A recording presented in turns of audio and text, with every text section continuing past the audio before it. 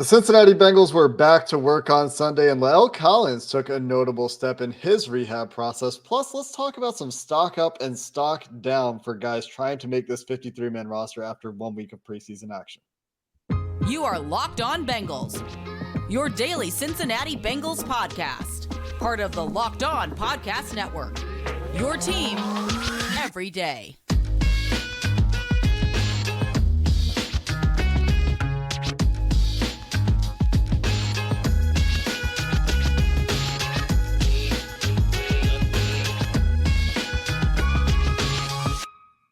What up, Bengals fans, and welcome to another episode of the Locked On Bengals podcast. I'm your host, Jake Lisco. He's your host, James Rapine. We've been hosting this podcast together for over 3 years now, James. You can find us on YouTube or anywhere you get your podcast. And when you subscribe to this podcast, you can join the First Listen Club, those of you who make us your first listen every day.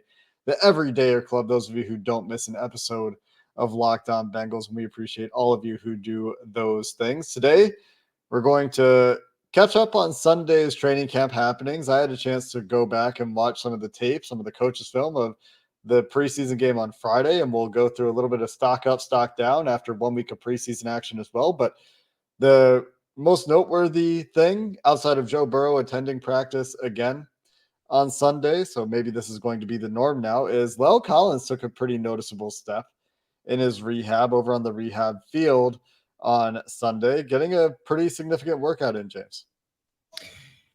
He did, and this is what you want to see, what we were hoping to see. And I noticed that early in practice, I was looking over at La'el, and he's always on the practice field. He hasn't missed a practice, I don't think. He comes at some point during practice, you see him.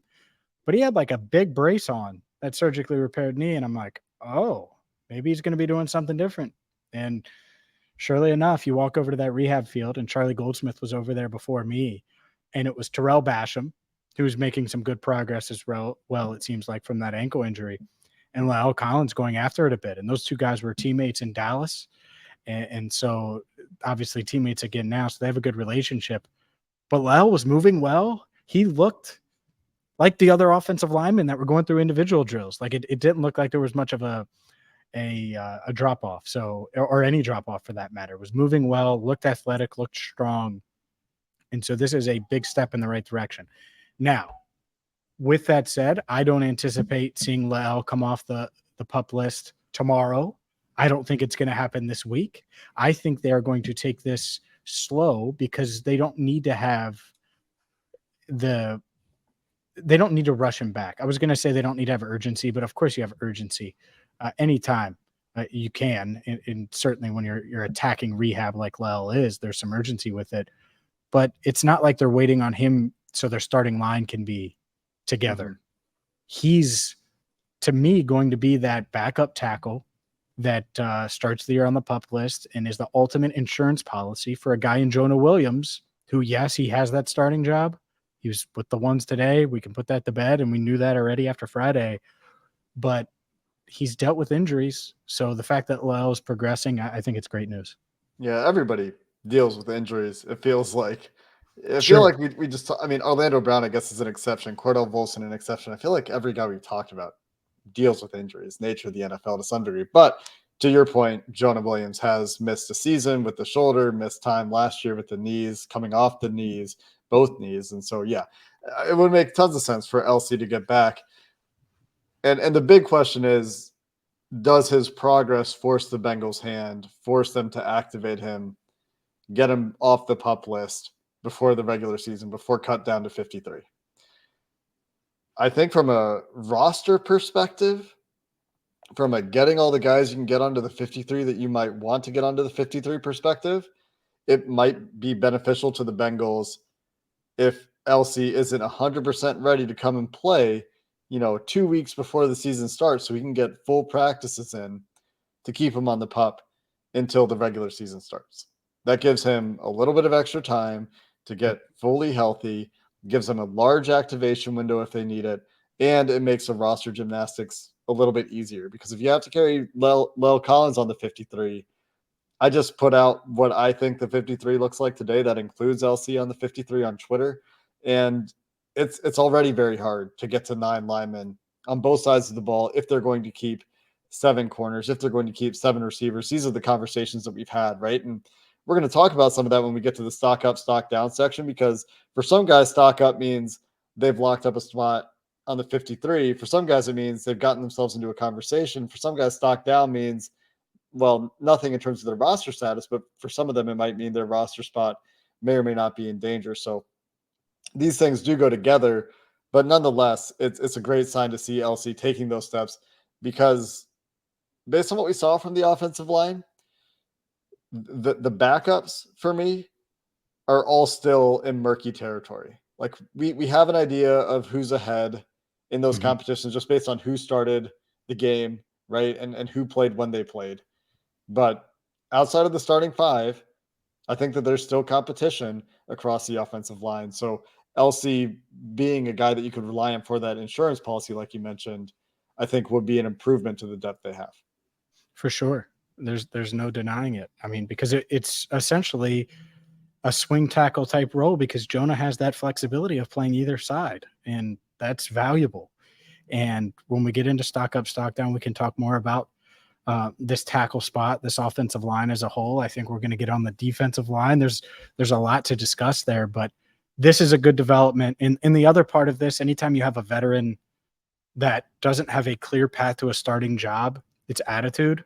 And I think Lel has the right attitude, which is a big part of this. If this is going to work and he can be that depth piece that probably does contribute, if history is correct with injuries, does contribute this season, then that's going to be a big part of it. So I wanted to hammer that point home as well. It seems like he's attacking it the right way and approaching it with the right mindset.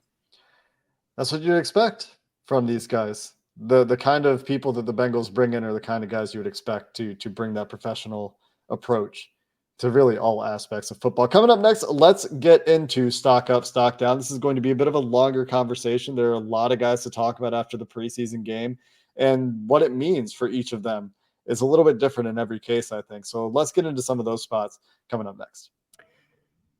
Today's show is brought to you by Underdog Fantasy. August is here, and you know what that means. It's the official start of fantasy football drafting month. I know I have plenty of drafts this month. I'm sure you do too.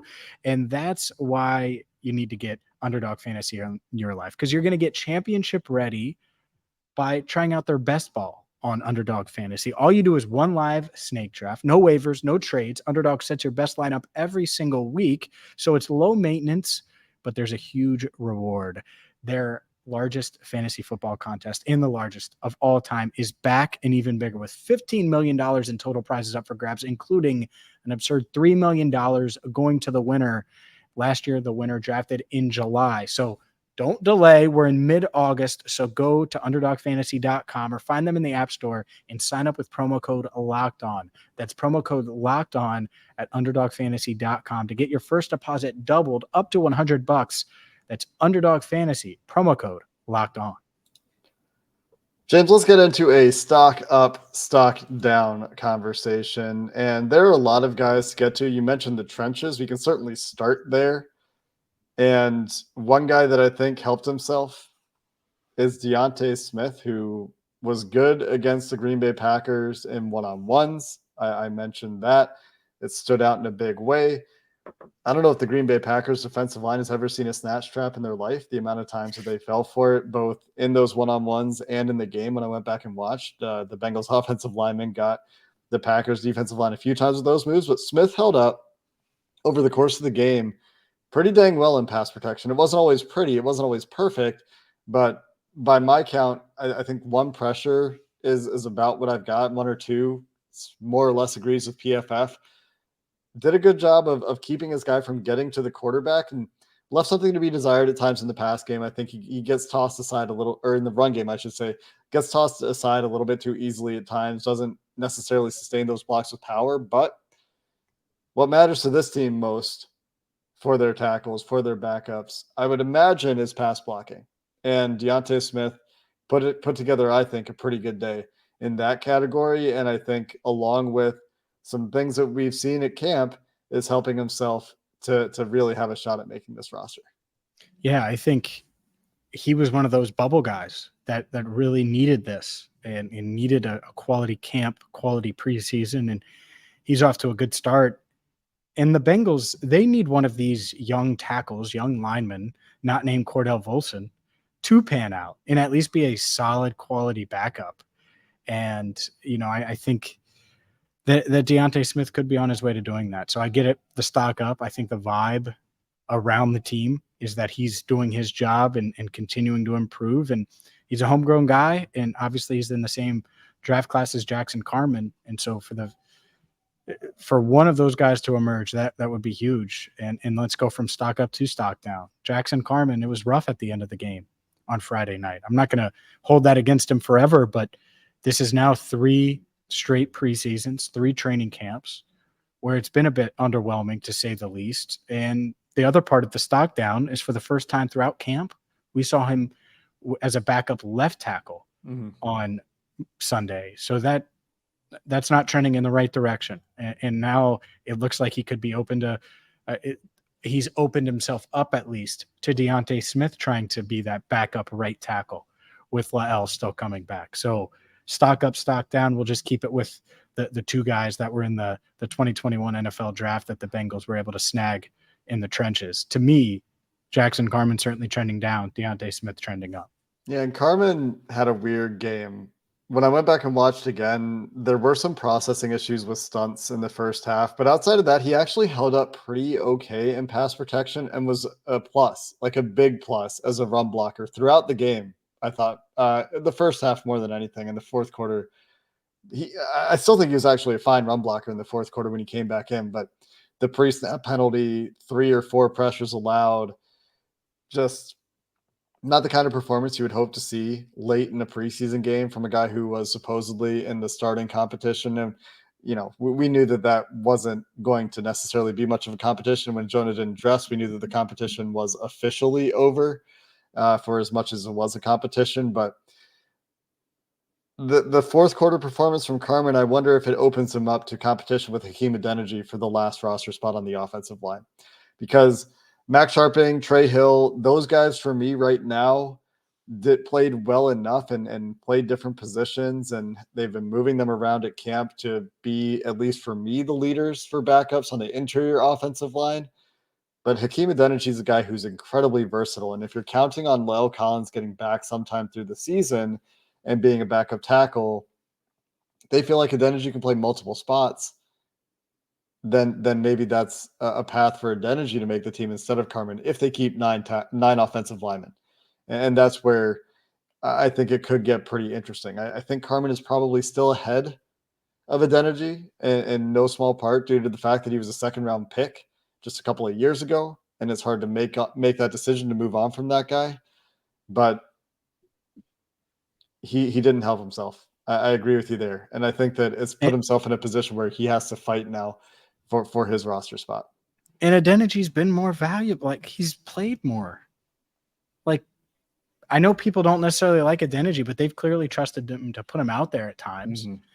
And it's, what do you trust him at? Do you trust him at tackle? Obviously they both had to play those tackle spots in the AFC Championship game in January. It's that part is tough. And that's why, if anything, just having this conversation, why to me La'el is valuable and why you do want to keep him, because it's not even a luxury. It's almost a requirement that teams can't usually put together, because very rarely are you going to be able to put together a line where you have a 6th guy that you feel really good about. But the Bengals are potentially in that spot where La'el could come back and be healthy and do that. And then maybe Deontay Smith is your 7th or 8th. But I agree, Jackson is certainly battling here for his job. And, man, hopefully he can put some good tape out there to boost his value. It's probably 3 guys for 2 spots between those tackles, the guys that got a lot of work at tackle on Friday. Another guy on the offensive line I just wanted to mention, Cody Ford, real up and down night. I don't think that he distinguished himself very much from Sharping or Hill. Sharping had a couple tough reps at center. Hill was up and down as well. I mean, all those interior guys up and down, not a whole lot to differentiate them. Cody Ford really had issues anchoring at times, though, which is not something I feel like you would really expect from him. So on the interior offensive line, I wonder if Nate Gilliam and Ben Brown have played their way into getting some earlier reps throughout this preseason. I wonder if the Bengals will want to get a look at those guys against higher caliber competition just to see if one of those guys might be able to step up, because Jackson Kirkland really struggled for all the hype around him being an undrafted free agent with a chance to make the team that we talked about throughout my time in Cincinnati last week. I think the game was a lot for him. And so not feeling super great about the backups on the interior. They have some guys that are okay, and Sharping and Hill certainly had their moments, and so did Cody Ford, but that's why they're backups. I think at this point, they're just not consistent enough to be guys that you would want to rely on long term. Sure. No, I think that's kind of a big question that hopefully they can answer a little bit more, and that's why they've moved Trey Hill around a little bit. That's why they're kind of searching a bit just to see what fits best. Let's continue, because we have a lot of stock up, stock down to get to, I would say. Let's stick with the trenches. Jay Tufele, I think it goes without saying, but I think his stock is certainly up. Lou Anarumo, I asked Lou after Sunday's practice about Jay, and he said, man, he's a gamer when the lights come on. And then he kind of joked that Jay doesn't necessarily impress him a ton on the practice field at times. And those weren't his exact words. I'm certainly paraphrasing, but Tufele had a heck of a performance. I thought Dominique Davis flashed a bit as well. So coming into camp, I think that was one of the question marks, is could any of these interior linemen flash a bit? And those two guys did on Friday night. Yeah, I think if they keep 10 guys on the defensive line, Tufele is probably the 10th right now. I think Dominique Davis is certainly a guy they want on the practice squad, which is where he spent last year, was instrumental. I think we talked about this directly after the game in Tyson Anderson's pick 6 in terms of getting pressure. Not a guy that they brought in to get a whole lot of pressure, but he did have a chance to pass a rusher or rush the passer a few times on Friday, and he got home a couple times. So I do think that both of those guys played pretty well. And the other one, Raymond Johnson III, not that he has a chance to make the team, but I think that he's got a pretty clear shot at making the practice squad as the primary edge guy that they would want to get there. Terrell Basham, we'll see what happens with the injury. I think they would like to keep him around too for depth for sure, but hard when you miss all that time in the preseason and you're fighting for a roster spot. It is. It's a deep room when you look at it and you see all those guys and the number of spots, but those guys certainly flashed a bit. And the stock up trend, how rare is it, Jake, that we have some stock up in the trenches, specifically the offensive line room? I think that's a good feeling. It's been a positive trench episode. That said, I'll bring up the first receiver, and then we could continue on the other side. But I think Andre Yosevach's stock is up. And I know he had 4 catches on 10 targets, made a couple plays on Sunday again. And it just seems like, whether it's his instincts, physical ability, all of those things, I get it. He's still raw, but he's got the talent and the skill aspect of it to make an impact. And we're seeing that almost daily now in practice. Yeah, I think he's a guy that certainly looks like he belongs in the NFL. I think from a refinement perspective, he can win the way he plays right now in the NFL, but the play where, for example, there should have been a pass interference call where the Packers defensive back kind of played through his back and he got there a little bit early, and it was like a 15-yard in or something like that. And Joe Goodberry pointed this out before I noticed it myself on tape, but when I was watching, I noticed he kind of drifts in that cut and kind of doesn't get back to the line of scrimmage at all, gives the defensive back an easier job of making a play there. Jake Browning's ball also floated a little bit there, didn't get a whole lot forever. on it. It took forever to get there. Yeah, that didn't help Yosevach. But the highlight stuff, I think the trust in the back shoulder stuff and the fact that he's already able to make plays at this level, I think that's a really good sign for him. He played a lot of the game, showed a little bit after the catch. Would like to see him fight for a little bit more yardage on that slant that he took, and he got a block from Lassiter on the sideline, kind of steps out of bounds before he has to. And so, nitpicking there, right? But I agree with you. Stock up for Yoshi. And I think one other skill guy we can talk about for stock up. And I also just want to say really quick, and this is an obvious one, Jonah Williams, an obvious stock up. He didn't play. His starting spot is solidified. But let's keep I have going. another one. I have another one that's going to shock a lot of people. Go ahead. Great. Let's keep going on some of these skill guys. And we'll eventually get to some Sunday practice takeaways because some of these things tie into Sunday's practice as well. Coming up next.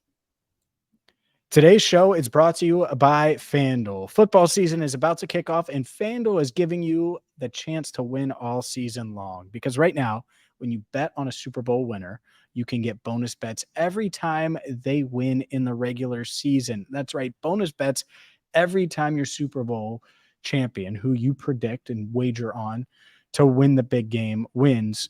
You can get those bonus bets. Just pick any team to win the Super Bowl and you'll get bonus bets for every victory. You can also use those bonus bets to bet on spreads, player props, over-unders, and more. So maybe Jamar Chase over, Joe Burrow over, the Bengals spread against the Browns in week 1, and so much more. Visit FanDuel.com/lockedon and start earning bonus bets with America's #1 sportsbook. That's FanDuel.com/lockedon. James, you said you have a surprise for me. So let's hit that one before I've got another skill guy on the offensive side of the ball. Drew Sample. Oh, yeah. Boom. Sure. Inactive.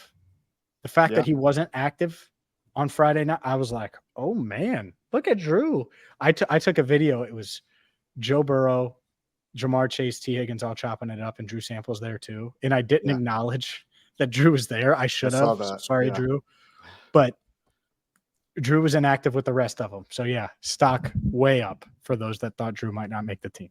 Another one that might have played in preseasons past, Josh Tupou, also did not play in preseason game number 1. Your guy. Hey, man. Tackle Lamar Jackson in the open field. 4 years ago. It's still your guy. It's a great play.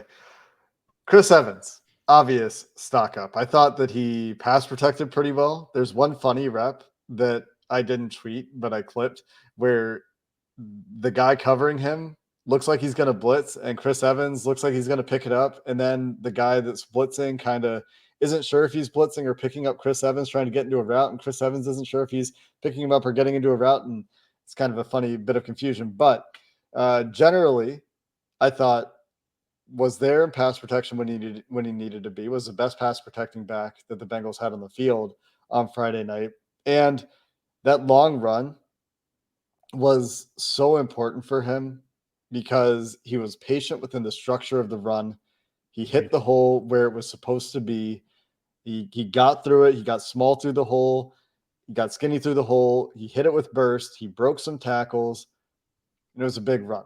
So all in all, I think really good day for Chris Evans. And the other side of that coin, Chase Brown really struggled in pass protection.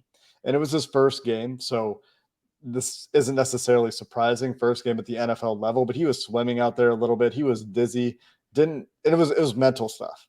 It wasn't necessarily physical stuff. It was him releasing into a route where he shouldn't have, or missing a blitzer where he should have been in position to try to pick the guy up. And it wasn't all bad. There were certainly some contributions, but not a great day for Chase Brown in pass protecting. It's hot out. I wish I was swimming. No, it's not. And that's why I was keeping an eye on Travion Williams. And guess what? Stock up. And the man is still coming back from an injury. It looks like he's getting closer, though, certainly. Had both cleats on, was going through some rehab stuff again today. So that's good.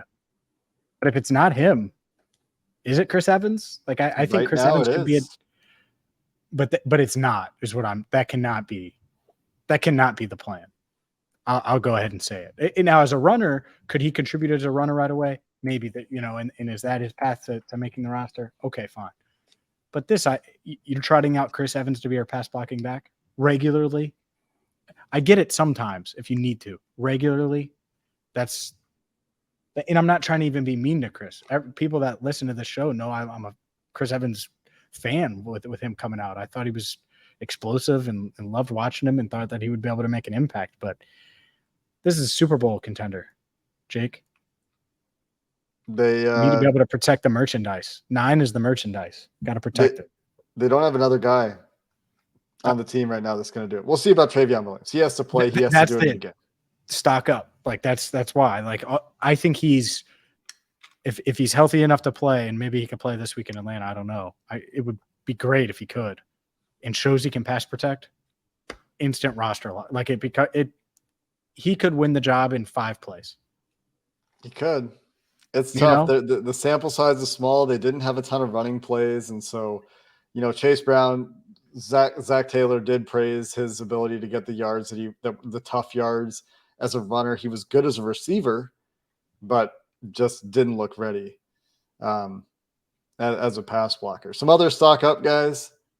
I thought DJ Turner, while he did get beat deep for the play that Dax got over and broke up from his post safety spot, had a couple of really nice plays, followed that up with another good day of practice on Sunday, getting a pass breakup going against Jamar Chase.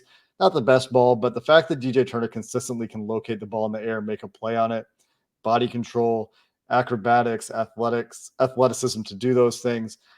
Love what DJ Turner's done this preseason. Tanner Hudson from the game, talked about him. I think if he can get back from that concussion in a timely manner, none of these other tight ends are separating themselves. And Tanner Hudson, for me, would be a leader for tight end 3 if Mitch Wilcox can't be back.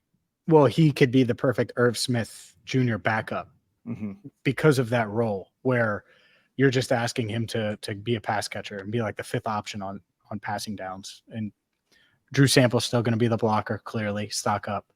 But, yeah, I think so. And naturally, Mitch Wilcox stock down a little bit just because he's still on the pup. It feels like he may start the year on the pup right now. Yeah, which isn't the worst thing for the Bengals. If he's not ready, it gives them, like LC, a guy that can maybe come back and help them later. Tyson Anderson, an obvious stock up. I think that he's punched his ticket to the 53-man roster if he can continue to play at a reasonable level.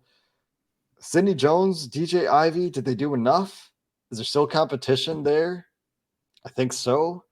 Chidobe Awuzie continues to slowly work his way back, was mirroring receivers again during install, I believe, on Sunday. So continuing to ease him back in to work against the offense. But yeah, he continues to look remarkable. Anyone else that we haven't? Jalen Davis, I think, stock up. He's a lock. He hardly played. I think it was 5 snaps or something like that. I'll tell you, stock down. The backup quarterbacks. Yeah, both of them. I will say, though, as we get into Sunday a little bit, Trevor Siemian was he did have a few nice passes now. Ball deep to Jamar Chase. It was a real nice play. But there were also some ugly throws. The pick 6 to Mike Hilton, which wouldn't have been a pick 6 in the game, but it was still an ugly interception. Can't have that. So, and on that play, I saw Jordan Battle blitzing, which Jordan Battle on the field with ones there. Jordan Battle was blitzing off the slot there, and it was a terrible throw.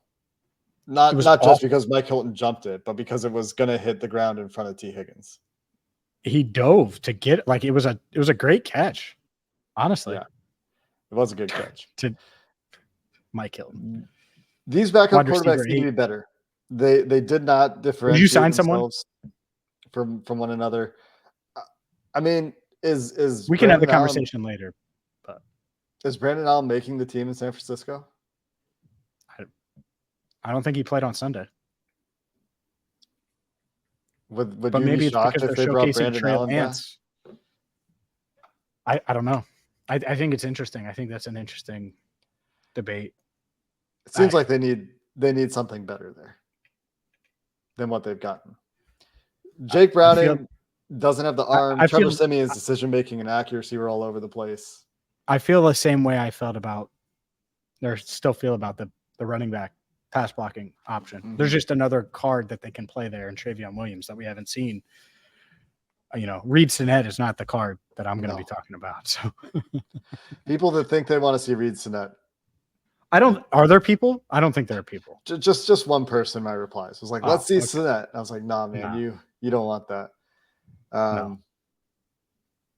Yeah. Any other notes we need to hit before we get out of here? We hit on Jackson. Joe Mixon had a nice 4-yard touchdown run. T. Higgins had a touchdown.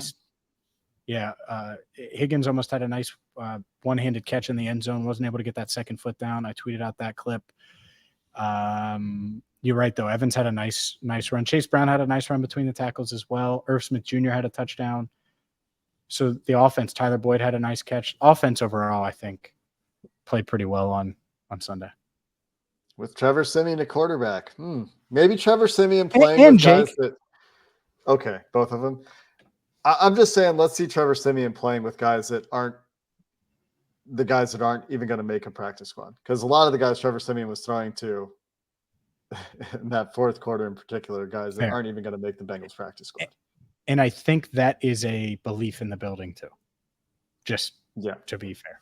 So I think Trevor will get his chance this week. Not that he was making great decisions or play great quarterback, but clearly his arm is in a different league from like an arm strength perspective than Jake Browning's, which is certainly part of playing quarterback. We'll have more practices to update you about this week leading into preseason game number 2 on Friday. We'll have you updated every step of the way on our way to preseason game number 2 as some of these battles work themselves out. We continue to watch for our 53-man projections, which heavy on wide receiver and corner right now. I'm waiting for something to happen there to make a decision for us or for them. And until next time, thanks for listening to this episode of the Locked On Bengals podcast. Hoo day, and have a good one.